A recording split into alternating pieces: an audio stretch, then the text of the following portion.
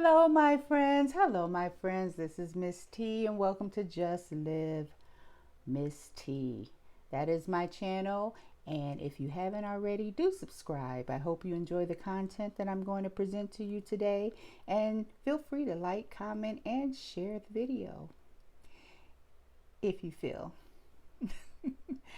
like it's worth doing. I wanted to talk about the desensitizing process when you're in a religion, and I'm just going to talk about me, okay? When I became a Jehovah's Witnesses, I liked what one of Jehovah's Witnesses. When I became one of Jehovah's Witnesses, I liked what the truth offered. Even though it was a family religion, and like I said, we really wasn't that active in the religion, me growing up, but it was the only religion that I knew of. I started studying at 17. I got baptized when I was 19. But what drew me into the religion is I'm pretty much a quiet, shy, peaceful person. I wanted to be surrounded by people who were kind and loving, be in an organization where there was peace. The truth offered me a chance to live a better life surrounded by people who were also striving to live a better life as well. We all had a goal of living an everlasting life on a paradise earth. That was the goal. We all wanted to be good servants, and I must say, by whether we're out in the ministry preaching to other people and bringing them into Jehovah's organization, whether we were on the ministerial school, whether we were actively regular pioneering. Some people had goals of becoming elders and so forth. There was an happiness that was in that religion, a joy. When you're studying, you saw all the happy people in the book. You Can Live Forever was the book I study out of. You see all the happy people just smiling, and that is something that you want, especially when you come from a household that's full of chaos and a family who's chaotic. You know, you want to get out there and you want to find your own space, and being amongst people who were loving and kind and peaceful was what I was looking for. You know, as I came in and got baptized, I learned a little bit more about it, and I learned that it wasn't as perfect as I thought it would be. You still are going to be faced with some situations that you had to deal with in the world, you know. So when you get to the point when you feel like this isn't for me anymore, this is when the desensitizing process starts. You have to gradually let go of your old beliefs. You have to gradually walk into trying something new. Like they have this fence. You're sitting on the fence. You got to decide whether or not you're going to be a part of Jehovah's organization or if you're going to be a part of Satan's organization. I've seen some videos where people are actually called PMOs. They're partially in, but they're mostly out, you know. And it's a matter of getting your mind ready to do what your body wants to do, and that's leave. You got to change your perception on how you see the world, because we were always taught, hey, if you're not serving Jehovah, you're going to serve Satan, and that's Satan's world. Well, what part of the world are you going to, follow?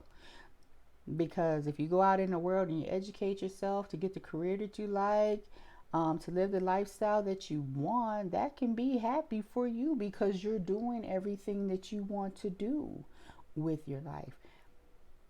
Very rare do I know people who actually go to the other side and I really don't want to judge people's decisions, but if you go out there and you become a stripper, a prostitute, a drug addict, or whatever you go into, that's your choice. I don't condone it, but and I'm not going to judge you on it. But when I left, I had to work on bettering myself as a person. I went to school to get the career that I wanted, and I worked that career because that's what I love to do. Um, there's a lot of things I couldn't do, spend more time out in field service and stuff like that, but I had the job that I love. I'm a single woman out here. I had to work in order to take care of me. So I had to give me a place to stay. I have to furnish my place. I have to take care of me. I have to feed me. I had to do for me because nobody else was doing for me. So I had to change my perception on how I seen the world. And I saw it for the good things it can offer me: better education, living the lifestyle that I wanted to live, traveling, doing things I can do without feeling guilty, you know. Um, I had to learn how to change my wording on things because I remember praying. When I said prayer, I always started my prayer: Heavenly Father, Jehovah, I approach your throne in undeserved kindness. And I had to think about that later on in life. Undeserved. It's like, wow, I'm deserving of kindness. I'm deserving of respect. I'm deserving of love. I'm deserving of all those things. Having a feeling of not being worthy. I'm not worthy of getting that. I'm not worthy to do, of doing that. I'm worthy of whatever I want to accomplish in life. I'm worthy of it. You're a sinner. And it's kind of funny. When I went in there, I really didn't consider myself a sinner. I didn't really do anything to sin. So it's like, okay, call me a sinner. I'm going to get baptized and wash these sins away. And it's like, no, I'm not a sinner. I'm not perfect either, but I'm not out here hurting anybody or trying to hurt myself. I remember I had a conversation with this one guy, and he asked me, he said, tell me a little bit about yourself. And at that time, I was like, I'm boring. I really don't do too much. But we had talked several times, and, I've discussed certain things with him. And he was just like, tell me a little about yourself. And I'm like, there's nothing really to tell. I'm boring. I don't do too much.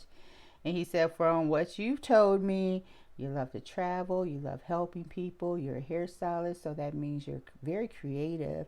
You like to try new things, you're hardworking, you're responsible, you can take care of yourself. He was giving me all these positive things that I never really considered about myself. So I had to take a look at myself a little bit differently. I had to fill myself with positive thinking and positive words in order to make myself feel good about myself. Because before in the religion, I never, we never really bragged on ourselves, celebrated ourselves, or none of that, And it's going to take work. And what I suggest you do is figure out what you want to do in life. Work on it. And if you find out that you're good at it, hone your skills. Refine them. Do what you need to do to make what you love. Then make doing what you love becomes perfect to you. Hone your skills in whatever you want to do. The best thing I can tell you to do is start educating yourself, because education will lead you in different directions of your life where you never thought that you may want to go. Start taking some classes, educating yourself, but you have to start with finding some positive things to say about yourself. Desensitizing yourself from the old way of thinking into the new way of thinking. Because you're not going to survive out here in this world thinking that you're undeserving and unloved and you're not worthy and you're just nothing but a sinner. You're a whole lot more than that. You're a very smart, mature person that knows the difference between right and wrong. And you took that first step to get out of the wrong and to do what's right. So I hope that this little bit of information can help you along the way. Learn how to change your thoughts and how you think about yourself, because that's the only way you're going to start developing self-worth and see yourself as worthy and deserving. So I'd like to hear your thoughts and comments on that, friends. I hope that helped you out in some kind of way, however you needed it to. I know it helped me a lot to try to find more positive things to say about myself and to look at more positive, to look at the world more positively than negatively in order to survive outside of Jehovah's organization, because I've seen too many people who couldn't do that. They felt like they wasn't worthy and wasn't sinners. People have committed suicide because they couldn't survive out in this world after they left Jehovah's organization, and that's just true fact. You know, when you're shunned and you have no family, no friends, and you have to start anew, it's going to take a lot of bravery. So I hope that helps you. And until I come out with another video, I hope you have a good evening, my friends. And comment, like, and share. Do subscribe to my video. Until I see you next time. Bye, my friends.